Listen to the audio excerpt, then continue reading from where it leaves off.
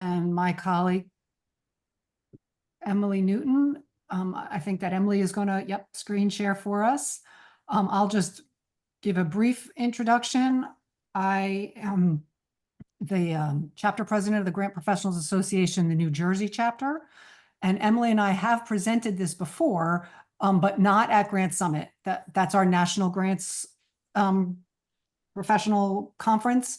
And we did a different presentation, but we have done this before down here. I'm in Ocean County, and we have done this for MODC, which is the Monmouth and Ocean Development Council. In my day job, I am Assistant Vice President of Grants for RWJ Barnabas Health. Emily, that shows 2 slides. Is that how you wanted it? Oh, no, hold on. It's So because I have all my monitors connected. while So she's, it's like showing the wrong. go ahead, while she figures that out, I'll just keep talking. I also teach an undergraduate grant writing class at Rutgers University, which is where I originally met Emily, which is now, that's right, Em. So now I'll turn it over to Emily to introduce herself. Our pictures disappeared. My name's Emily Newton. I'm the Chief Development Officer for an organization called Prevention Links. We do community prevention and recovery support services all over New Jersey, but primarily in Union, Middlesex, and Hudson counties. I took her class I think 5 or 6 years ago, her first class, and fell in love with grant writing and found a field had a personal connection to me. And in my day-to-day, I oversee not only our grants, but I also do our fundraising, our marketing and communications, and the data management for the agency.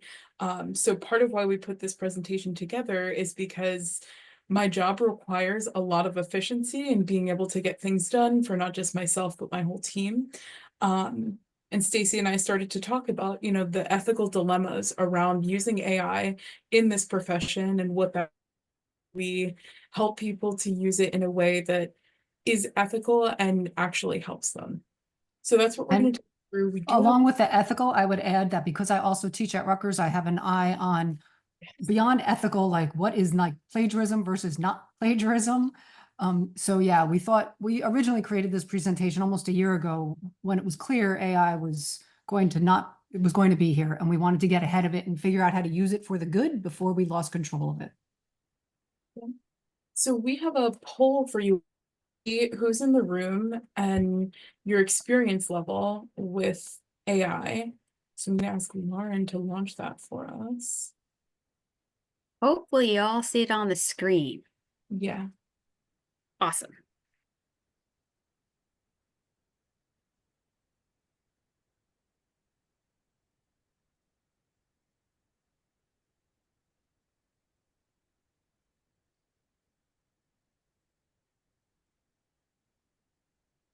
And then Lauren, depending on how many responses you see come in, you'll be able to like broadcast the results for us.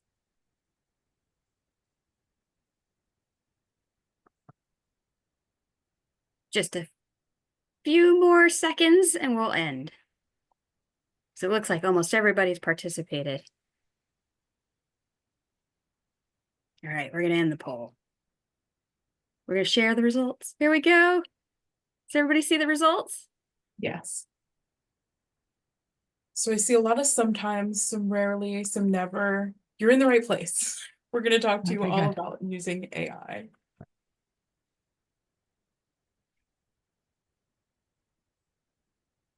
Oh, look, it was a Oh, it was in the wrong spot. Okay, well, that's us.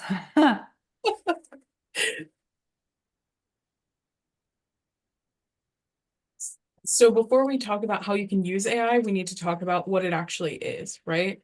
It's technology that's designed to improve over time, like a human. Predictive AI, we interface with a lot. They use large historical data pools, they draw conclusions based on the data that it has, and it suggests future trends. So this is something like how when you put an address into your GPS, it will predict not only the time that you'll be there, but also how much traffic you'll hit and where you'll hit that traffic. That's predictive AI. And on the other hand, But wait, Go ahead. and also the stuff that you use every day, like when you text or word or using or writing, and it helpfully puts in the word it thinks you want next. And sometimes it's right and sometimes it's not. But that is all it predicting what it thinks you may want. Yeah.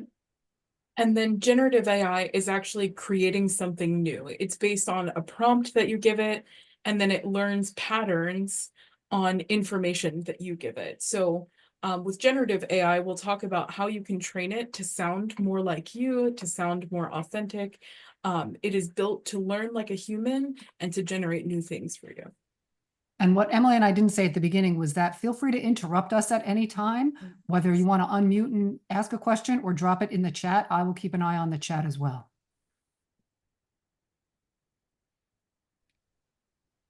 So these are all different examples of predictive AI that we encounter daily. Like Stacey said, like next word or next phrases in search engines, in text messaging, in Word, in Outlook.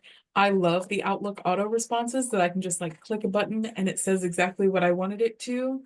Also things like Alexa, Siri, Google Dot, those are all using predictive AI. Social media, when you feel like your phones are listening to you and you're talking about dog food in the kitchen, and then that night you see a bunch of ads for dog food, that's all predictive AI. It's going based on patterns of how you interact with social media, GPS, Grammarly, chatbots on websites that are usually not very helpful, and the AI note-taking assistants will also predict what will be said and who is saying what, and organize based on the But way that they predict you want the information organized. And the reason we start with this is because we find that the potential threat to all of our work lives that AI poses makes people really anxious about it. So we want to just point out that you have been using AI for quite some time. This is just the next iteration of it.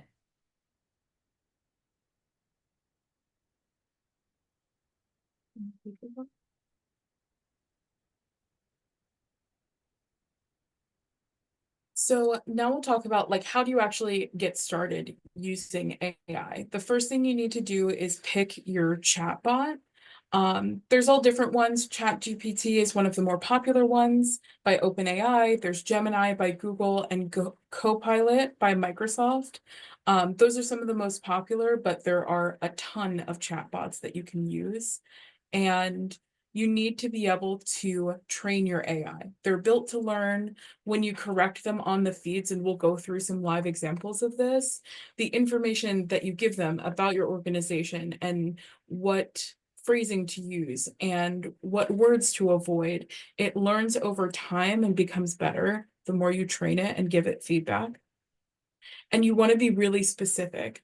The more specific you are, the better the response will be. So the difference between a response like, write me a paragraph on why penguins migrate, will be completely different than write me 3 sentences in first person language about my experience watching the penguins migrate. Things like that. Make sure you talk about the weather. The more specific you are, the better the response will be. And the other thing we should say is that some of these are free and some of these are not, and that there is a difference in quality between the free and the not free. So for example, Chat GPT has both a free and a pay version. I have never used the pay version, but Emily has, and she'll talk about that in a sec. But the free one is it's a perfect place to just mess around with and learn before you decide if this is something your organization should spend money on. Yeah. So my organization pays $20 a month for ChatGPT, and it's worth it for us. On the paid version, you can upload documents and have it kind of scan text in documents rather than copying and pasting. You can insert a lot more text into it. There's no limitation on how much information you can give it before it gives you a response. So we use it a lot, particularly in our fundraising and marketing and even parts of our grant writing, which is what we will talk about next. So will AI and grant writing even be helpful? There are a lot of ways that the answer is no, uploading an RFP, one of the requests for proposals, to ChatGPT is not going to give you a good response because it doesn't have enough information from you. But what it helps me with, particularly with grant writing, is breaking through my brain blocks. Sometimes I just need to like word dump into the generative AI, whatever chatbot I'm using, in order to get it out. And then it can help me organize my thoughts. Quick fixes like changing the perspective of a bio. I have people all too often send me bios that I need for grant writing in first person and I need them written in third. This is something this can do very quickly. It also helps with word count limits, pesky word count limits. When they only give us a certain number of words, it can help summarize. I use it to check content relevancy as well. So I'll give it something that I've written and say, hey, chat, tell me what I'm talking about in this paragraph to make sure that I'm clear in what I'm saying. It can also help you refine your language and help with formatting things as well. Now, as I mentioned, Emily and I were at our national conference a few weeks ago, and I couldn't keep track actually of all of the vendors. You know how at conferences, there's like the vendor, the exhibition hall. I can't even tell how many of them were about some kind of an AI, like a tech provider. Clearly there is a big push towards using it because grant writing is all about the writing. And there was also multiple sessions by, people like us explaining how we're using it.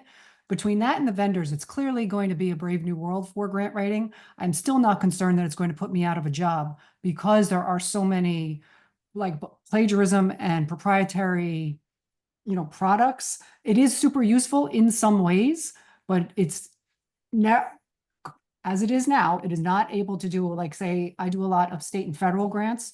They're way too technical to trust to just a chat GPT because the answers that you get back tend to be super generic. They're not, no matter how specific you ask the question. Google Gemini does a slightly better job at providing, if you ask it to, for citations. But no matter what, you need to check those citations because all of these can make them up. They'll just make stuff up. So you cannot take it on faith that everything you get from these products is good in any way. Having said that, there are absolutely places for it, a whole bunch of which Emily just listed.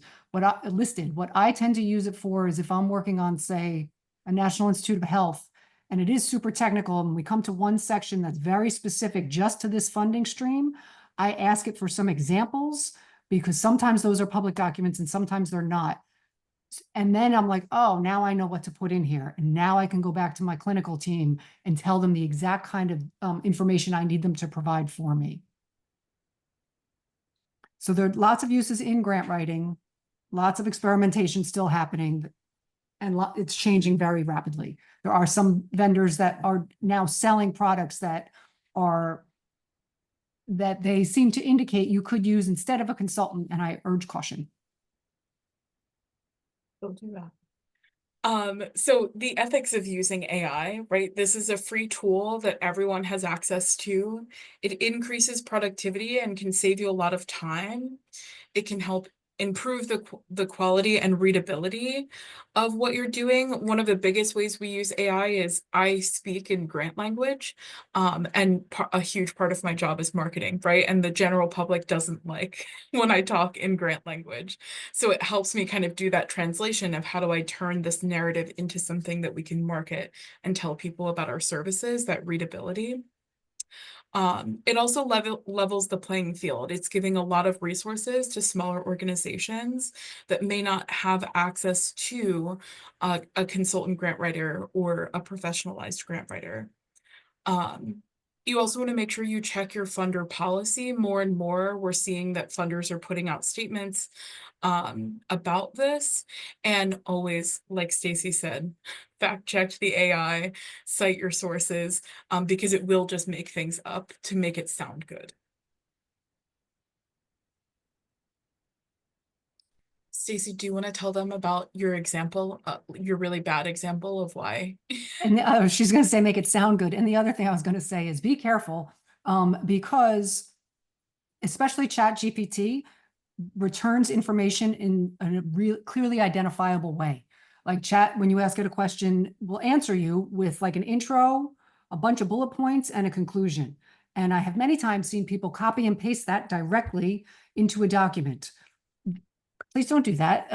One, it's super obvious that chat wrote it for you, and it tends to make grant reviewers suspect. Like now I'm curious as to what else, because I do a lot of grant reviewing as well. So when I see that, I wonder how carefully, like what attention to detail, you're asking somebody for money.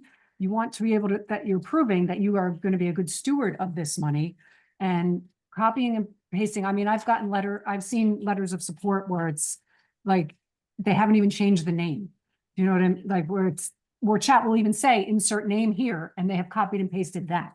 So just be very careful as you're using these things.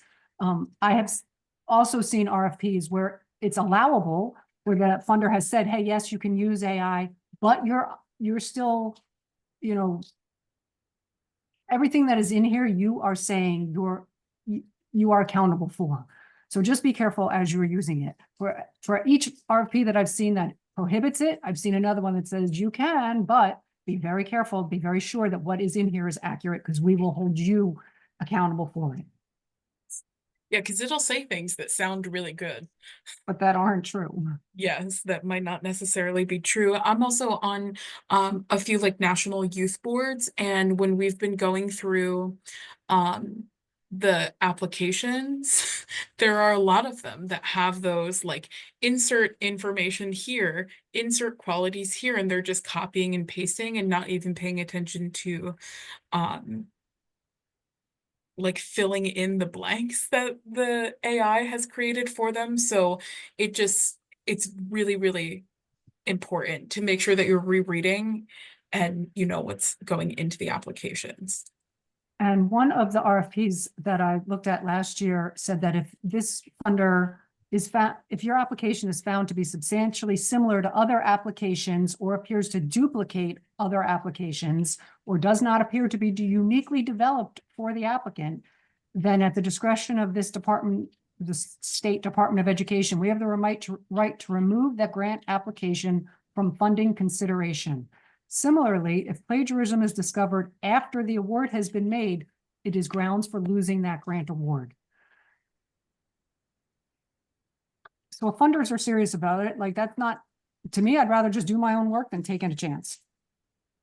Yeah. It's so interesting sometimes, as fundraisers and grant writers, sometimes we write like the AI anyways. Which brings me to the AI scanner. So there's a lot of things that funders or applications might do to check your applications for AI. One, using AI increases competition because everyone has access to it because it's a free tool. You want to be really careful not to put any protected client information in there. Anything that falls under HIPAA or an NDA, you don't want to put in there because it becomes public knowledge. People can't necessarily like search what you've written, but it goes into like the pool of the AI knowledge, and it will use that information again and again. So you want to be really mindful not to give it anything that shouldn't be public. And funders sometimes are using AI scanners. So as much software as there is to generate this new content, there's new software emerging that can actually detect if an AI chatbot is the one that wrote it. So it's really, really important to go in and rehumanize the information that it's giving. And my problem with these AI scanners is that a lot of them are junk. I've tried almost all of them, again, for student work, and they're not good. Like sometimes it will say there is a 50% likelihood or a 75% likelihood that this was generated by AI. But for example, Emily and I did something together last year and we wrote it ourselves. And when I ran it through a scanner, it was like, oh, 78% chance of AI. I was like, okay, but we didn't. And then that makes me nervous because there is no way when you send your grant application away, you don't know what scanner people are using. So just be advised that that is an issue with these AI scanners. So we've said a lot of bad things about AI. Yeah, but we still like it. Yeah, there's so many ways that you can use it. Truly the possibilities are endless. Like I said, I do a lot of things in my job that I need this for. But I listed emails here first because it is my favorite example, right? Like when I have to send a really frustrating email back, or someone asks me the same question for the 17th time, I can go into chat and be like, chat, this person asked me the same question 20 times and I don't know how to explain it any differently. And it will produce this like beautiful, really nice email that I never could have written in my seeing red moment. So I use this a lot. Social media captions is one of the biggest ways that my organization personally uses it. It's great to polish up like testimonials, brochures, annual reports, newsletters. And then also like agency-wide job descriptions, standard operating procedures, policies and procedures, work plans. Those are great ways that other parts of my organization use this, just to start with like a skeleton. And then naming awards is a fun way to do it. It comes up with crazy fun things. Idea generation, outlining, summarizing. I like to just kind of dump into these chatbots and then ask it to summarize my ideas so that I have a clearer picture of where I need to move forward on whatever I'm working on. But truly, the possibilities are endless here. And I would say that this is probably where I see the difference, and Emily, tell me if I'm wrong, in the free versus the pay chat version of chat. Is this why, it was my understanding, this type of work is why you decided to pay for it? Yes. And it's also, do you keep that now? It doesn't, like, does all of your same data not get hoovered up now that you are paying?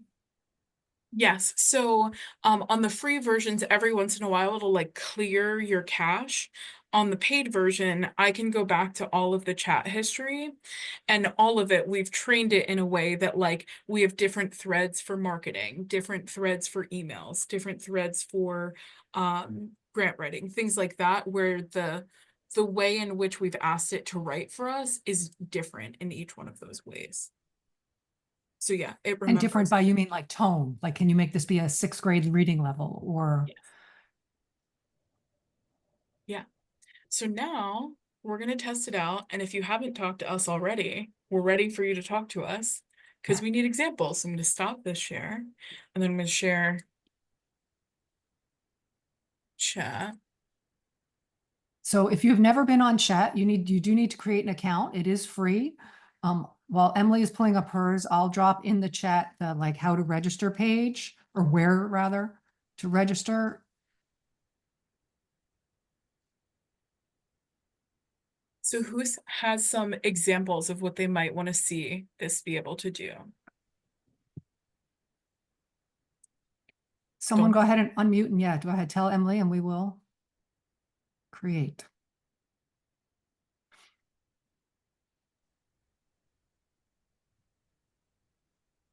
It could be something that you need right now in your job. Yeah. Do you need a press release? Anybody working on end of year that wanna, or maybe even Giving Tuesday? Annual appeal campaigns. Yeah, Mhm. Giving Tuesday is a good idea. Okay. Give me a specific organization.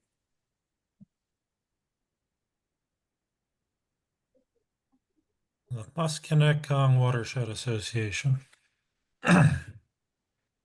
It's in the chat, Emily, if you're gonna try and spell it. The hardest one to spell. Yeah. Okay, hold on. I don't type that fast when I'm not looking.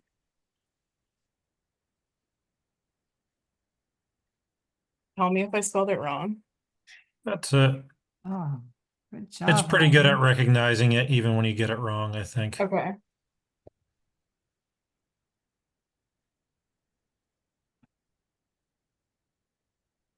Via email. Sure. See, so the first sentence really would have done it, but she added the second two sentences to make it more specific. And also the paid version, don't be fooled by these emojis. It's because we're using the paid version of this. So let's see. It gives you the subject line with fun emojis. Together we can keep, I'm not gonna try to pronounce that just so I don't embarrass myself. River flowing clean, dear donors. I'm not gonna read the whole thing out loud. Now, is that enough, or do you need, or would you like it to be 2 pages with more details about the organization?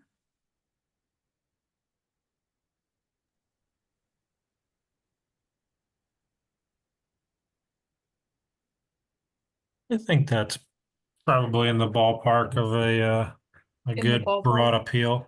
If you were to take this, how would you make it more specific or change it? What would I do to change it? Mhm. I might try to include more of the specific items that we've done through our work recently. Um, you know, instead of just expand educational programs, might tell it, about our summer camp we just did, which it probably wouldn't have access to that information.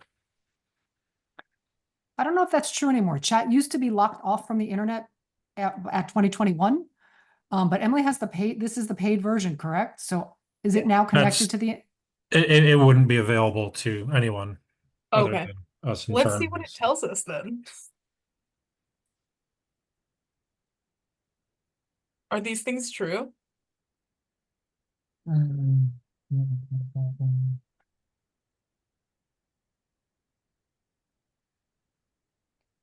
Yeah, There we go. So you can get more and more specific. The purpose of this back and forth with chat is that it learns over time how to make this better for you. And I'll copy these and send these to Lauren if you want them. that's fine. I'm already I'm an early adopter of ChatGPT, so we've been using it Okay, for good. some stuff. So have you been using it for things like this? a little bit. I'm actually doing a social media campaign with it for the month of December. 31 social media posts. Nice. So And look, we can ask it to do this. 3.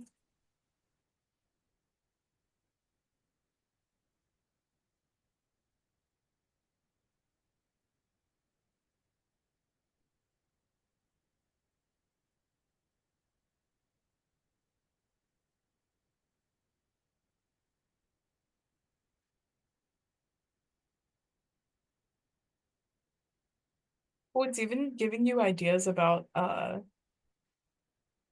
what content it could possibly be. It sounds like you've done something similar to this, but this is truly, as a development professional and everything that I oversee, this is the kind of stuff that is so helpful because it gives us a really solid jumping off point, right? Instead of just having like a meeting with my staff and brainstorming, this is really organizing things and coming up with ideas for us that we can then adapt to make it specific to our organization.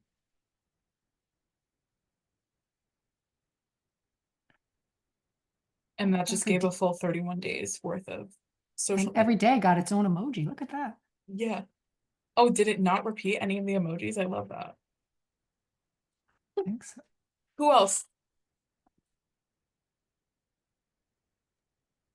How Hi, about a this- press I'm release? sorry. Oh, sorry. Sorry, Jen. Ours might be real quick. One of the things we're actually working on right now for the Park Commission, you can buy gift cards for the Park Commission, and my staff is doing 7 days of social media posts that people can use gift cards for our programs and to get into our fee facilities like Men in Sports Arena. So it would be social media posts to promote the sale of gift cards to our for our programs and facilities. While Emily is typing, I'll point out that she started a new thread, and this is what she meant earlier about how she has separate threads for different purposes. Over on the left, you can see all of those other threads. She keeps them similar, but she can go back to any one of them. She started a new one for you since this is a different organization we're talking about. And which organization is this? Morris County Park Commission or Morris County Park System is fine. Ooh. Let's start there and then we'll be more specific.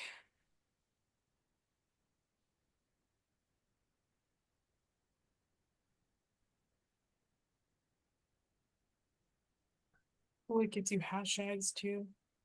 See, my team usually uses it for social media, so I never get the fun emojis and the stuff I use it for.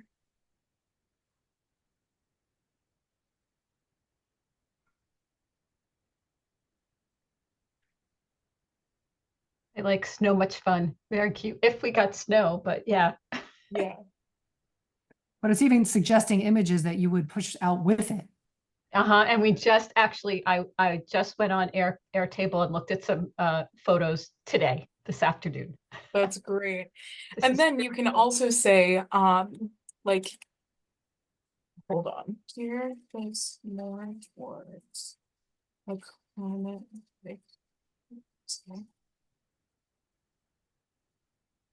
Let's see if chat can pull some of our.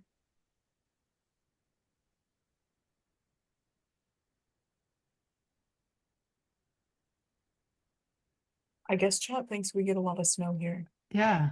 We do get a lot of snow in North Jersey compared to South Jersey. I will say that. I grew up in South Jersey. There's a lot of snow up here. One of our photos actually is snowshoeing. I saw that in there, and we actually Oh, have okay, a good. photo of snowshoeing. That's Just- great. We're not so sure if it'll if it'll relate, but it's okay. Winter hikes, cool. Wow, I might have to try that just to check it out. Like I said, it's a great place to jump off with. That's a lot of what my team uses it for.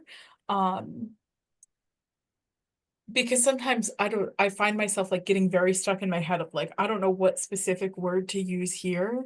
So I'll just sit and stare at my computer for, 2 hours before I get anything done because I'm stuck on like using the right language. And this helps kind of move through those brain blocks. Yes, but Emily, say about, you said specific words. Yes. And so sometimes, did you tell me that chat gets obsessed with a certain word and just uses that one word repeatedly? Yes, sometimes like I've had it write speeches for me and it'll get really stuck on an obscure word.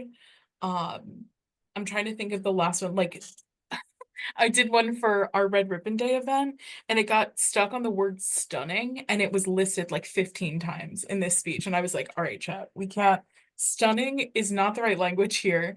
That's one of the things that can be helpful for in so many contexts is that you can like tell the whole point of giving it feedback is so that it learns not to do things like that. How many users can access the paid version of chat with $20 a month? That is a fantastic question. We all sign into the same one. So So is it an organizational sign-in or is it Emily's sign-in? our whole development team uses this sign-in. Uses one sign-in. Yeah. But what if, can you be on at the same time? That's a good question. Let me see. Or maybe it'll tell me. Manage. We're doing the same thing and we haven't had any problems with multiple people using the account At the same same Okay. time? We use like our info@ email address for everyone to share. Yeah, it doesn't look like it specifically says how many users can access at a single time.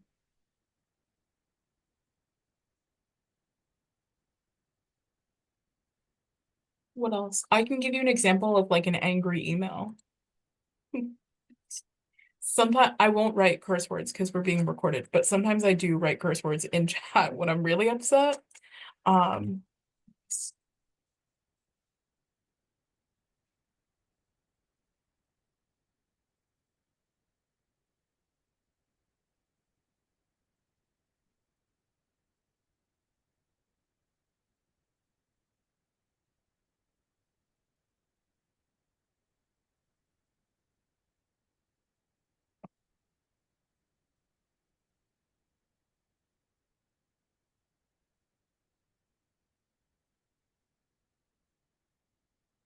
Oh, I didn't even mean to hit. All caps, now you're shouting at us, okay.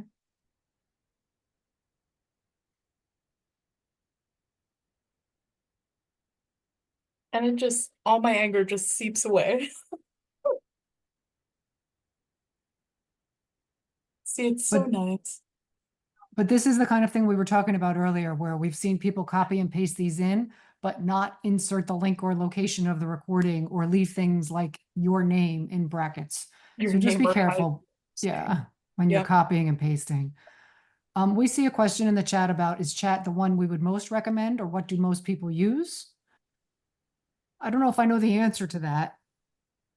Yeah, Um, chat's the one that I've heard people talk about the most, but actual users, I'm not sure. Gemini has been kind of populating at the top of Google searches too. Gemini I found is better for citations. It does a much better job of formatting citations for you, but I would say ChatGPT is probably the most widely used and well-known. And the third one, we did mention Microsoft Copilot. Neither one of us have used it, but that doesn't mean it's not good. Well, I haven't used it, Emily. Say again, I haven't used it. Have you? Gemini or Copilot? Copilot.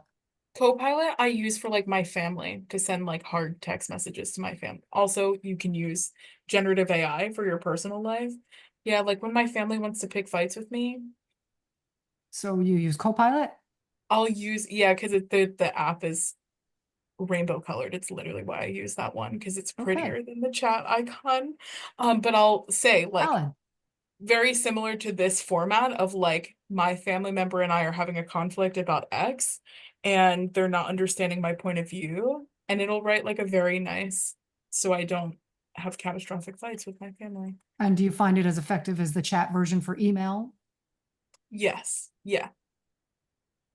Do you have a And that's recommended, I don't know, tool specifically for copy editing? I've used ChatGPT quite a bit, passage by passage, like if there's like a specific grant section that Yeah. I'm, fumbling with, but I'm just wondering if there's a generative AI tool that's built more specifically for copy editing and restructuring sentences and that type of work. That's a good question that I don't know the answer to. No, me neither, but I can look that up for you. Because that's the kind of like tech vendors that were at our grants conference, Yeah. each one of them promising something different. And so I'll look and see how many of them or which were there that said something similar to that. And Amanda, were you Specific. doing section by section because you weren't able to copy and paste the full thing into chat? No, I just find that in respect to the like being respectful of the sort of plagiarism concerns here, I write the grant, but then I utilize it on a very specific prompt basis where I'll put in the question in the narrative and say, here's the draft copy. Please recommend any areas of improvement to ensure this is in hitting all of the points in this question. And then additionally, check verb tenses, make any copy editing recommendations, all those kind of points. Yeah, so Stacey's gonna look into seeing if ones are specifically for copying and editing, but I use it in a very similar way, particularly for grants, that I'll give it specific sections and say like, hey, am I saying the right thing here? Can you rephrase the sentence for me? Things like that. For grant writing in particular, although that's kind of what we present about, I find that these tools are much better for fundraising, marketing, and communications, and even policy development than actual grant writing, because there's so many like niche technical things you need to know to write an Yeah. effective grant that I agree. I it's ask it to difficult to leave train. blanks. Like Yes. I specifically say, do not insert any text beyond, that you can't specifically cite or link to a certain website. Leave a blank. Yes. But one of the ways that I utilize this that I find to be most effective, to your point about marketing and communications, is I'm not good at coming up with catchy titles for things or great subject lines for emails. So I'll write the email or I'll write the, say, newsletter article or whatever, and then say, please suggest, 5 potential titles for this. Yeah, it's great at coming up with titles. I also like to do ones where I'll say like, I need to tell staff is office.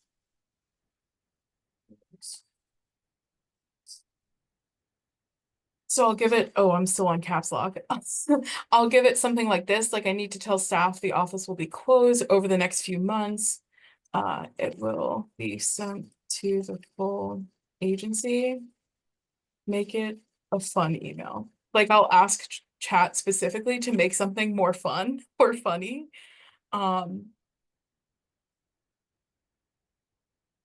These are not actually the days our offices are closed, but I'll do something like this where it'll kind of jazz up the text for me. So that I can come off more warm. You can also tell it like, be more serious, even though I told it to be fun, and it'll rewrite it in a much more professional way. So these are the things I really like this for, is those like quick, like, I need it to have like a different general tone, or I need it to be in a different tense, something like that. It's very, very helpful for. I see Stacey. I have put two. I'm not recommending either of them. I haven't used them. I'm just looking at the vendors that presented at our conference last month. And those seem to be the two so far that are the most, yeah, those seem to be the two that might do what you're asking for so far. I just interject, Yeah. the Explore GPTs thing there up in the left-hand side at the top. If you guys go into that, there's a whole bunch of different like prefabbed like modifiers, I guess, to Chat GPT, and you can search different tasks you want to do. And Well, look, those will help with a copywriting. lot of different things. Thank you. I didn't even know it could do it, but apparently ChatGPT has this kind of like filter for copywriting.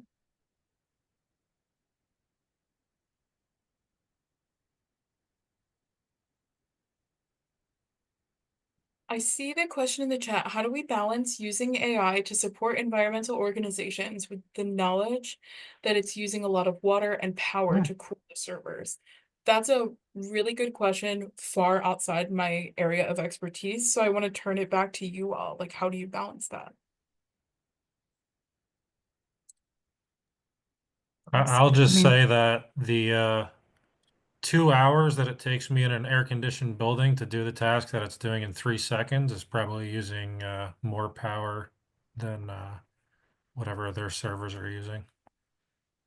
Yeah, but their servers, like Microsoft and Google, are building these huge data farms. I think that was would be more of the issue than our individuals, each of us using anything. I certainly don't know the answer. I think it's a huge problem. I mean, a huge issue. Does anyone else?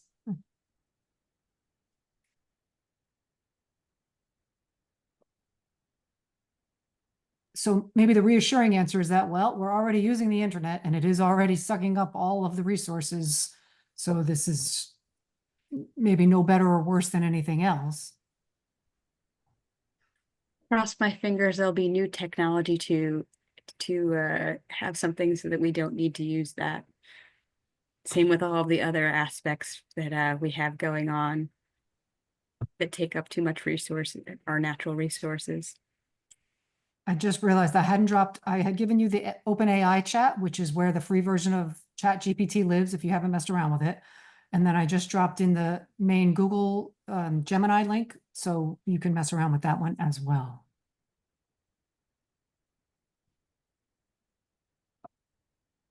Any other questions, comments? Has anybody played around with any of the video slash voice kinds of things? Potentially you could use this for your pets or other aspects when you're not home, those kinds of things. I don't know if anybody's used that or any visual aspects. A lot of what we talked about was about copywriting.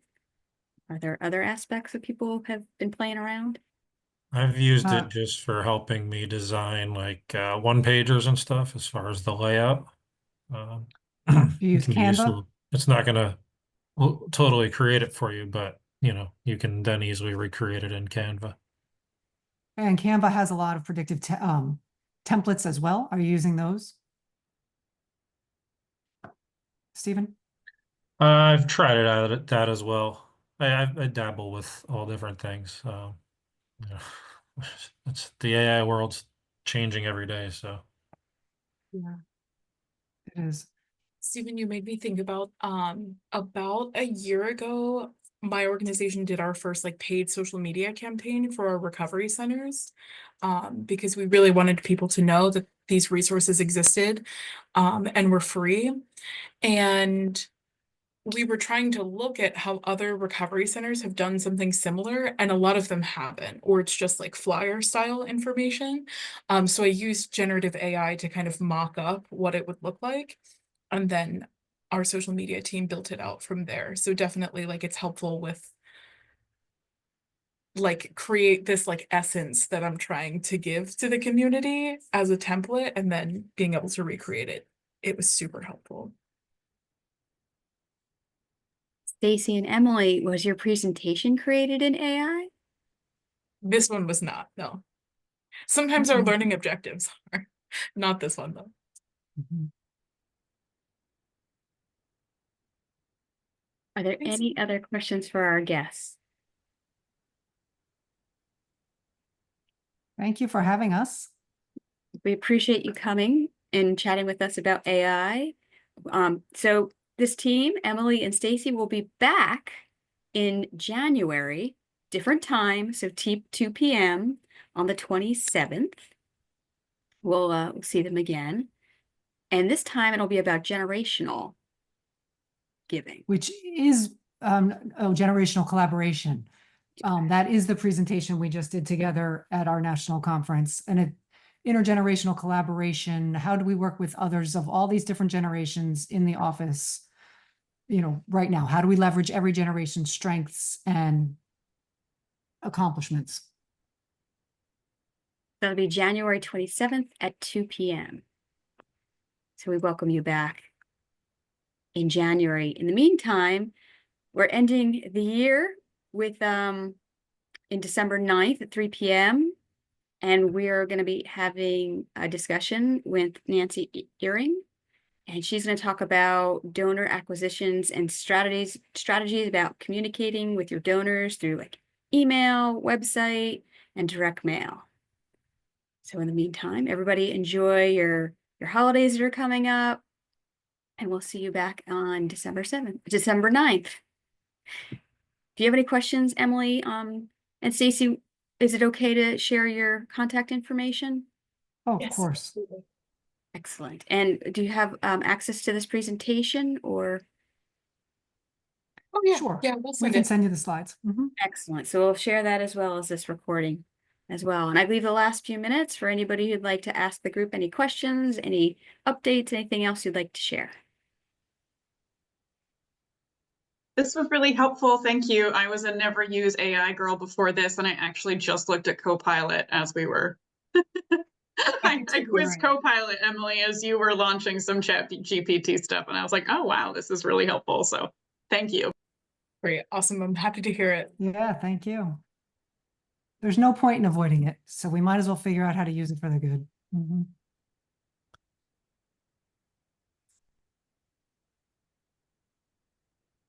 I'm also going to make a pitch. Stacey and I serve on the Grant Professional Association's New Jersey chapter. If you haven't checked us out, please do. We'd love to have you come join us as a member, or we have lots of opportunities to get involved. Thank you, everyone. Thank you, Lauren.